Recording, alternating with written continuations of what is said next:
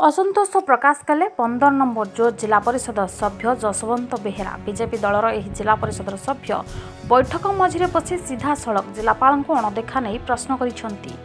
सूचना अनुसार अनुगुल जिला छेंडीपदा पंचायत और ब्राह्मण बिल पंचायत रे सिंगारेणी कंपानी रे खणी करुछि। खणी काम प्राय आरंभ होइथिबा बेले आज विधायक खणी प्रभावित लोके प्रशासन एवं कंपानी कर्तृपक्ष को नहीं पुनर्वास और थैथान बैठक थिला।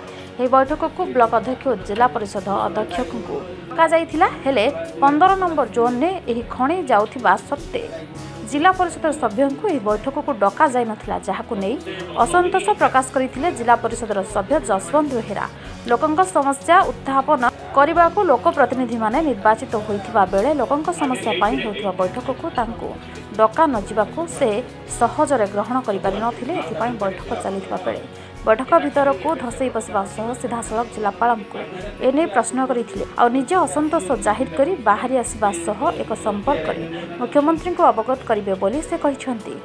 आमर छेंडीपदा ब्लॉक रो 15 नंबर जोन मु जो जोन रो जिला परिषद सभ्य अच्छी ए सभ्यर मोर जोन रे 4टी ग्राम पंचायत ब्राह्मण बिल चांगुड़िया बाहालसाई और छेंडीपदा ये 4टी पंचायत जंगल जमी बासगृह एसबू को लेकिन गोटे कोयला खଣି ହେଇଛି।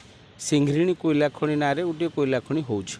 से कोयला बर्तमान उत्पादन होबा अवस्था को गलानी से खଣି रे।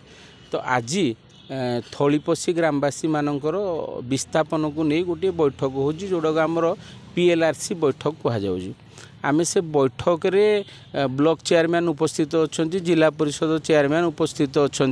मोर जानवर जी जी कि जिला परिषद सभ्य माने आगु उपस्थित रहती। तेणु मुझे बैठक को आसिली जिलापाल महोदय को पचारि सार एटा साधारण लोकों विषय रे गोटे विस्थापन को नहीं आलोचना होउजी।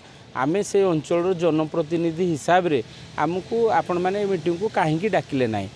जिला परिषद मते कहले कि ए मीटिंग रे आपण माने आसीबार व्यवस्था नाही।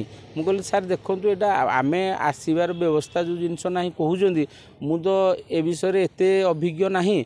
तथापि मते साधारण भाव में आमे जेति पाठ पढ़ीजु जानिजु जे गोटे लोकंकर मौलिक सुविधा उपरे लोकमानकर खଣି खदान को नेकी विस्थापन हेबे से जगह रे आमे त्रिस्तरीय पंचायत निर्वाचन रे निर्वाचित होगी आसीचु। जनसाधारण को सांगमे सकाळ 6टा राति 12टा जाए रहूजु। ताको समस्या सहित ओतप्रोत भाव में जड़ित होगी रहूजु। ए भलिया परिस्थिति रे आमे जदि ए बैठक गुड़िक उपस्थित रहबू जनसाधारणकर समस्या भल भाव में समाधान हो पार। आम जनसाधारण को समस्या ठीक भाव में कही पारू। अनुगुल्य अवली कुमार साहू रिपोर्ट कामयाब।